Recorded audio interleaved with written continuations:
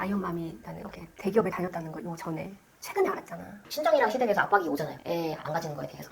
아, 후회 진짜 많이 했어요. 직립보행이 어려운 수준에 놓일 수가 있구나, 그 나이에. 그때부터는 운동을 멈출 수가 없어. 남편한테 돈 달라는 그 얘기를 못 하겠는 거야. 요즘에 저희 주변에 병역 단절이 된 사람들이 많이 있잖아요. 그 엄마들이 다 이제 나한테 고민을 털어놓는 거야.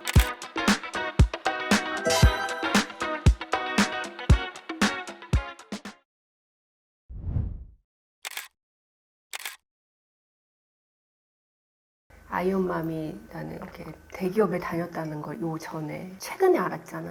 잘 안 그만두려 하잖아. 자기 커리어도 중요하게 생각하고 공부도 많이 했고 하고 또 그러니까 어떻게 일을 그만뒀어? 그치. 저는 심지어 취업하기를 가장 원했던 회사에 붙었어요. 대학교 다니다가 막바지에 뉴욕에서 한 2년 정도 있었어요. 짐을 정리하고 돌아온 게 아니었어. 한국에 잠깐 가서 한 학기 정리하고 아예 한국에 있는 짐을 다 정리해갖고 미국에 들어와야겠다라는 생각으로 잠깐 내 집을 렌트해주고 들어왔던 거란 말이에요.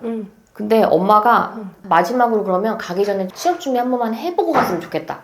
그러면 엄마가 더 이상 붙잡지 않을게. 제가 그때 가고 싶었던 회사가 유일하게 이제 CJ ENM이었단 말이에요. 나는 미디어 회사에 가보고 싶었어요. 콘텐츠 하는 데에서 놀아보고 싶었어요. 워낙 자유분방하기도 하고 어플라이 했는데 됐네? 너무너무 운이 좋게. 나중에는 진짜 제가 회사에서 하고 싶은 일을 하는 부서에 들어갔단 말이에요. 이 팀 이름이 컨벤션 사업팀이라고 해외 행사를 주최하는 일이었어요. 사람들이 제일 많이 아는 행사는 엠넷 에이시안 뮤직 어워드라고 그런 큰 행사들을 되게 다양한 나라에서 했었단 말이에요. 그래서 제 성격이랑 너무 잘 맞았어요. 막 항상 어디 새로운 나라에 돌아다니고 새로운 행사를 하고 이런 새로운 프로젝트를 매번 하는 그 일이 저한테 너무 잘 맞았고 어울려. 그리고 같이 일하는 친구들이랑 되게 잘 맞았어요. 다 이제 또래 애들이 많았고 나는 그치. 회사를 그만두기 전까지 단 한 번도 힘들어도 회사를 그만두고 싶어라는 말을 입에 올린 적이 없었어요. 이 일을 너무 사랑해서. 그 일을 하면서 이제 결혼을 했단 말이에요. 결혼하고 한 해 한 해 갈수록 신정이랑 시댁에서 압박이 오잖아요. 애 안 가지는 거에 대해서. 이 팀에 계속 있으면 절대 아이를 낳을 수가 없는 환경이었어요. 출장도 굉장히 자주 가야 되고. 그러니까. 그럼 일단 임신하고 나서부터도 일에서 이제 도태시키는 경우를 봤거든요. 출산을 한 사람이 한 명도 없었어요. 근데 임신을 했던 사람은 있었어. 근데 임신을 해서 대부분 이제 유산했어요. 그러니까 내가 내 미래가 보이는 거지. 임신하는 것 자체가 되게 무서웠어. 가장 결정적인 원인은 일단은 그러니까 임신을 해야 되겠다라고 생각을 했으니까 뭐 다른 여러 가지 상황들도 복합적으로 맞물려서 후회는 안 되고. 아 후회 진짜 많이 했어요. 진짜 일을 굉장히 중요하게 생각하고 삶에서 일을 되게 사랑한단 말이야. 자기가 일하는 거를. 이때 그 되게 빛나 아이언맘은. 회사 퇴사하고 난 이후로 안 빛났었지 아주. 그러니까 자꾸 왜 내가 좋았던 시절을 떠올리게 되잖아요. 나는 그 일을 할 때 굉장히 행복했었으니까 가장 힘든 건 난 아무것도 아니라는 거. 그때는 그래도 아 대기업 출신이다. 근데 그 꼬리뼈 떼고 나니까 내가 아무것도 아닌 인간인 거야. 그래도 나름 인정받고 회사 다녔었는데 지금은 인정의 욕구 자체가 일단 채워지지가 않고 친구들 막 그치, 일하는 얘기 그치. 듣는데 나는 뭣도 아무것도 아닌 것 같고 앞에 저만큼 나아가는 것 같은데 나만 여기 계속 도태되는 것 같고 아 나오지 말걸 끝까지 버틸걸 그런 생각을 하긴 했었으나 지금은 후회하진 않아요. 대기업 다니면서 가장 힘들었던 거. 뭐가 힘들었지? 힘든 게 없었네. 이렇게 생각할 정도면 힘든 게 없는 여자야. 아 그거 힘들었다. 3, 4개월은 해외에 있어야 된다고 했잖아요. 근데 그게 차라리 한 번 가서 쭉 있으면 괜찮아요. 근데 갑자기 프랑스를 3박 4일 갔다 와야 돼. 너 내일 짐 싸서 미국에 5주 동안 갔다 와. 내 일상을 계획할 수 없어. 그때는 운동 같은 것도 아예 안 했지. 뭐 학원 같은 거를 지속적으로 끊어서 다닐 수도 없으니까 그냥 항상 노는 사람도 회사 사람들. 나는 또 그때 그게 즐거웠어 또. 어울려. 내가 같은 팀에 있는 사람들이 대부분 어렸을 때 해외에서 오래 거주하다 온 애들. 나처럼 완전 순수 한국인이 거의 없었어. 막 두세 개의 그치. 국어를 하는 애들이 기본적으로 많이 있다 보니까 자존감이 좀 떨어지는 뭔지 알지. 시기가 뭔지 있지. 알지. 내가 맡은 파트가 있는데 그 파트 회의를 하는데 미팅에 들어온 애들이 다 미국인이야. 근데 그 회의를 하는데 옆에 다른 파트를 담당하는 애들도 앉아 있는 거야. 몇 개 국어를 하는 애들이. 미팅을 리드하는 걸 보잖아요. 리드를 확실히 얘네들보다 못할 거 아니야. 언어가 떨어지니까. 근데 그것 자체가 일단 눈치가 보이는 거야. 오히려 그러니까 미국 애들이나 다른 나라 애들이랑 일하는 게 언어 때문에 힘들지 않거든요. 걔네들이랑은 어떻게든 소통하면 돼요. 내가 한국말 해도 찰떡같이 알아들어요. 또 신기하게. 급할 때는 막 야 이거 빨리빨리 치우란 말이야 막 한국말로 하는데 다 치우고 있어 애들이 외국 애들이 지금의 이 몸으로 다시 돌아간다면 지금의 이 마인드로 돌아간다면 절대 자격지심 안 느끼고 오히려 당당하게 영어했을 것 같아. 막 다 틀리면서 자격지심을 겪고 있는 20대 후반에서 30대 초반이 있다면 진짜 그렇게 얘기해주고 싶어. 그냥 네 쪼대로 해라고. 살면 살수록 그렇게 느끼지 않아요? 학벌 진짜 아무것도 아니구나. 좋은 데 나왔으니까 그래도 사람들이 저뭐 그것도 말할 일이 없어요. 또. 그것도 말할 일이 없어. 아무도 물어보지 않아. 출산과 육아 때문에 일을 그만뒀어. 그때는 어땠어? 처음으로 나 혼자 자영업을 한번 시도를 해본 적이 있었거든요. 인터넷으로 뭐 판매하는 사업을 했었는데 그걸 하면서 나 되게 많이 느꼈어. 아, 대기업 굉장히 편한 곳이구나. 내가 맡은 파트만 잘하면 되잖아요. 사업자 등록증을 내는 거에서부터 시작해가지고 A부터 Z까지 다 알아야 되는 거예요. 그치. 내가 애송이였구나. 힘들었지. 내가 아무것도 모른다는 걸 깨달았다는 게. 대기업을 다니는 동안은 나름 실패할 일이 크게 없었을 거 아니에요. 그렇게까지 넘어져 본 일이 없었을 거 아니에요. 처음으로 사업이란 걸 해보고 실패라는 걸 하면서 자괴감을 많이 느꼈지. 아, 내가 이렇게 개망할 수도 있구나. 망할 수 있다는 생각을 안 했어? 응. 난 항상 자신감으로는 가득 찼던. 근데 이 실패했다고 얘기하기까지, 인정을 하기까지도 되게 몇 년의 시간이 걸렸어. 난 항상 남편한테 실패한 거 아니야. 그냥 내가 접은 거지. 맨날 그렇게 얘기했지. 그래도 그때까지는 어떻게 내가 퇴직금으로 생활할 수 있었단 말이에요. 꼬꾸라지였을 때 그 시기쯤에 어쨌든 제가 임신을 했어요. 유산기가 있어서 한 3개월 동안 완전 누워만 지냈거든요. 남아있었던 퇴직금을 다 써버린 거예요. 남편한테 돈 달라는 그 얘기를 못 하겠는 거야.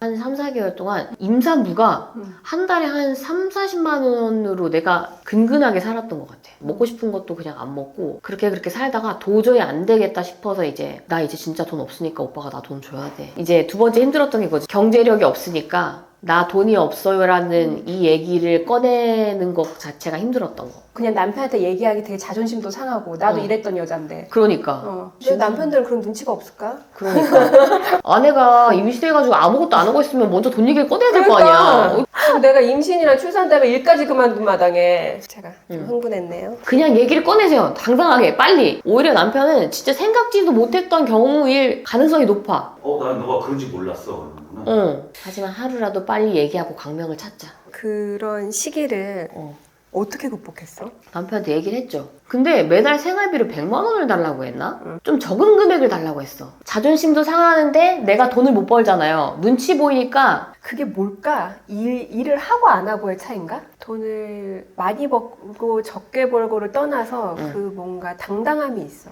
맞아. 그래도 좀 어디 가서 나 뭐 해? 무슨 일이라도 해? 이렇게 얘기하는 게 그게 생각보다 되게 큰 뭔가 나의 정체성인 것 같아. 근데 그렇게 지내다가 갑자기 운동을 어떻게 시작한 거야? 근데 원래 운동을 진짜 근력 운동 이런 거는 아예 해본 적이 없고 상상이 안 가. 근데 지금의 모습을 생각하면. 맞아. 사람들이 그렇게 생각하더라고요. 언제부터 운동을 했냐면 이제 임신하고 3개월 동안 누워만 있었다 했잖아요. 유삭기가 있었다는 게 계속 하혈을 했었거든요. 3개월 정도쯤 되니까 다행히 아이가 자리를 잘 잡은 거야. 이제 그때부터는 잘 돌아다닐 수 있게 됐는데 누워만 지냈으니까 너무 악화가 된 거예요. 걸어 다니는 것 자체가 힘들 정도로 건강이 악화가 되고 나가지고 이제 의사한테 물어본 거지. 그러니까 운동해야지만 나아질 수 있다는 거예요. 살아야 되니까 운동을 해야겠더라고요. 왜냐면 진짜 밖에 걸어 다니는데 거릴 정도 그냥 내 자신을 위해서라도 아니면 내 태어날 아이를 위해서라도 운동을 하지 않으면 안 되겠다는 생각이 들어가지고 유튜브 켜놓고 하루에 5분? 10분 이렇게 했어. 운동하기 시작했어요. 막 한 달은 한 10분 운동하다가 뭐 그 다음 달에는 한 15분 운동하고 첫째 만삭 때에는 하루에 50분씩 운동할 수 있게 된 것 같아요. 할 수 없는 산모도 굉장히 많아. 왜냐면 운동하면 큰일 나는 산모들도 있어. 근데 이거는 확실히 내 몸이 알려줘. 해보고 느껴보라고 얘기해주고 싶어요. 그 운동을 시작한 게 이제 그 임신하고 시작을 한 거네요. 근데 그걸 어떻게 계속하게 된 거야?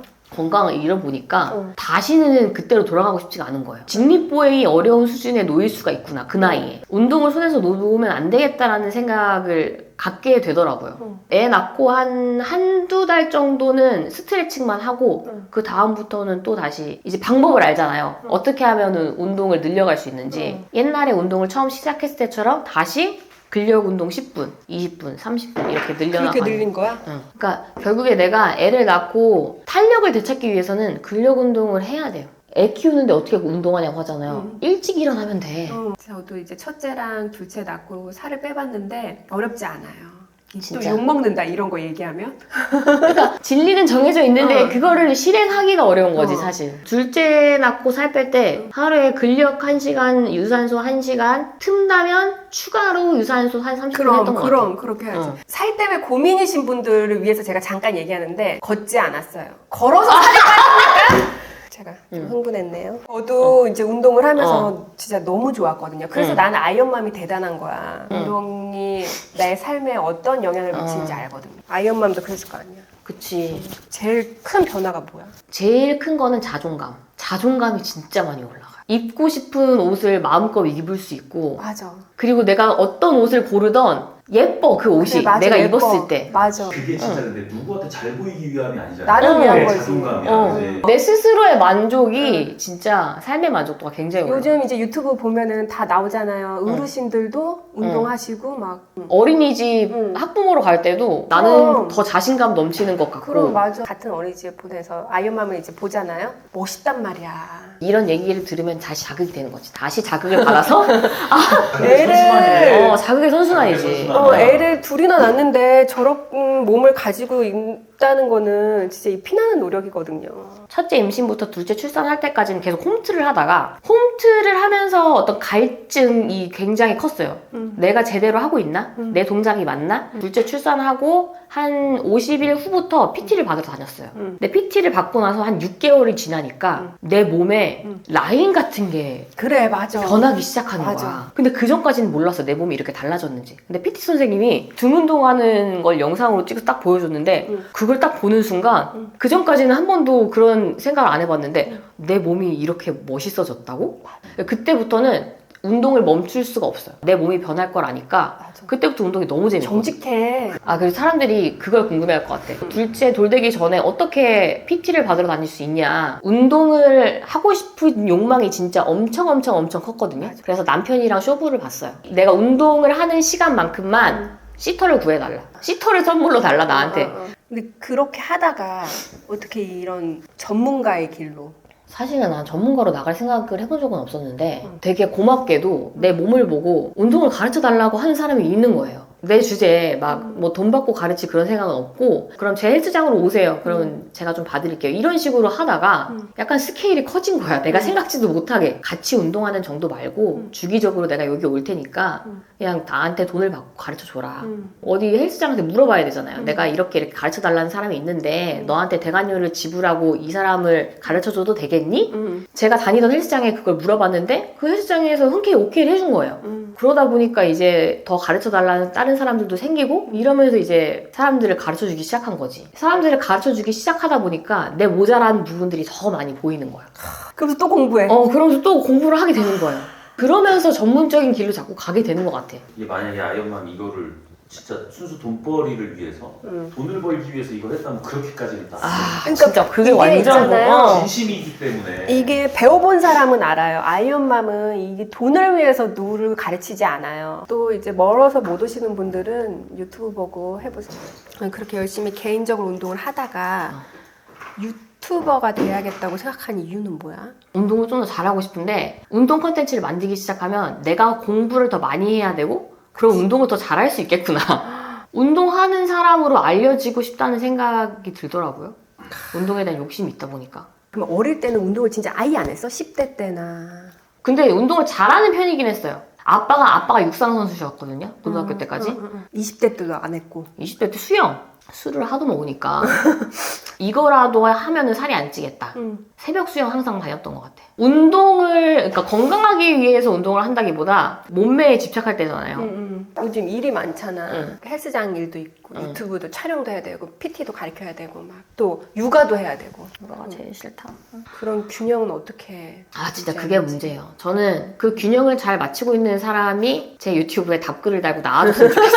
아니 균형을 잘 맞추고 있는 거 아니야? 그러니까 아둥바둥 사는 거지 진짜. 내가 지금 하고 있는 모든 스케줄을 감당을 하려면 주말에까지 일을 해야 되거든요. 내가 일할 수 있는 시간이 너무 한정적이야. 첫째 등원시키고 출근해서 8시 반부터 첫째 하원하기까지 그 시간이 이제 오후 4시쯤 되니까 딱 일할 수 있는 시간이 그 정도 된단 말이에요. 근데 그 사이에 PT 가르치고 그 다음에 뭐 유튜브 기획안 쓰고 또 다른 새로운 사업 기획안 쓰고 뭐 편집도 뭐 피드백 주고 다 이러다 보면은 시간이 다 안 돼요. 소화가 안 돼, 업무량이. 근데 4시에 퇴근하면서 집에 가서 일할 수가 없어. 왜냐면 애들이 애들 봐야지. 계속 밀려났던 일들을 할 수 있는 시간이 주말에밖에 없거든요. 공감하시는 분들 많을 것 같아.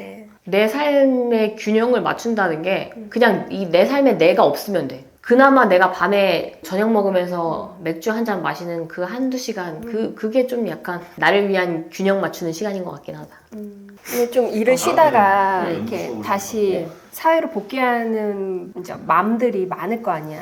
요즘에 저희 주변에 경력 많죠. 단절이 된 사람들이 많이 있잖아요. 많지, 많이. 그 엄마들이 다 이제 나한테 고민을 털어놓는 거야. 저도 그 고민을 너무너무 오래 했었기 때문에 알거든요. 한 6년 정도가 돼요. 5, 6년 정도가 되는데 나는 어떤 일을 다시 해야지 내가 만족을 하고 살 수 있을까? 그리고 내 커리어를 다시 쌓아나갈 수 있을까? 찾은 결론은 좋아하는 일을 해야 된다는 거. 돈을 벌어야겠다는 강박이 강해가지고 막 주식에 빠졌던 적도 있었고 막 부동산에 빠졌던 적도 있었는데 주식이고 부동산이고 다 내가 좋아하는 일이 아니었던 거야. 재미도 못 느끼고 깊게 빠져들지도 못하고 계속 도태된다는 생각만 드는 거예요. 강의에다가 쏟아붓는 돈만 많고 어차피 앞으로 못 나가고 있는데 다시 생각을 좀 정비해보자라는 시간을 가졌던 적이 있었어요. 아무것도 하지 말고 가만히 있으면서 내가 진짜 좋아하는 게 뭔지를 생각해보자. 그때 생각했던 게 이제 운동이었지. 5, 6년을 돌고 돌아서 그리고 나서야 깨달은 거야. 내가 돈을 벌어야 된다는 전제를 뺐을 때 내가 진짜 좋아하는 게 뭔가. 근데 신기하게 돈을 못 벌 거라고 생각했지만 좋아하는 거니까 해보자라고 생각했던 게 점점 가면 갈수록 돈이 벌리는 거야. 지금 경력 단절된 엄마들, 제2의 인생을 찾고 있는 엄마들한테 내 경험상 해주고 싶은 얘기는 경제적 여유가 있는 분들이라면 돈을 벌어야겠다는 강박관념을 버리고 거기서부터 시작해보자. 그러면 답이 보일 수도 있을 것 같아. 아예 새로운 일을 해도 되는가? 응. 막 이런 고민도 하잖아. 제 나이가 이제 내년이면 40이에요. 40이라는 나이는 트레이너라는 직업을 새로 시작하기에 이미 늦었어도 너무 늦어버렸어. 그런데 트레이너라는 직업을 새로 시작하고 있잖아요. 근데 오히려 그래서 나는 더 메리트가 있다고 생각해. 젊어서 트레이너를 시작했으면 되게 전전긍긍했을 것 같아. 너무 삶에 겪을 걸 다 겪고 나가지고 새로운 일을 하는 거잖아요. 그러니까 무슨 일을 해도 이미 마음적인 여유가 좀 있어. 어느 정도 내공이 쌓여있는 상태에서 시작하기 때문에 새로운 일을 도전해도 그렇게 두려워할 필요가 없을 것 같아. 지금 다음 도전은 또 뭔가요? 다음 도전은 진짜 유튜브 구독자 그러니까 사람들이 많이 보는 컨텐츠를 만들 수 있는 사람이 되고 싶어요. 운동으로서. 중요하지. 계속 그 컨텐츠에 대한 고민이 진짜 많아요. 저는 사실 굉장히 한정적으로 운동 이야기만 해야겠다라는 생각을 옛날에 했었거든요. 네네. 그러니까 저는 저의 채널의 타겟층이 저와 같은 3040 육아맘이라고 생각해요. 뭐 운동, 건강 거기서 조금 더 확대하면 사실 경력 단절도 우리 건강에 해로운 거고 더 많은 다양한 얘기들을 같이 공감하면서 얘기할 수 있을 것 같다는 생각이 좀 많이 드는 거예요, 요즘에. 앞으로도 우리 30, 40대 육아맘들이 공감할 수 있는 이런 고민 포인트들을 가지고 더 재미있는 주제로 돌아오도록 하겠습니다. 오늘 이야기가 즐거웠다면 조댓구알 좋아요, 댓글, 구독, 알림 부탁드릴게요. 감사합니다.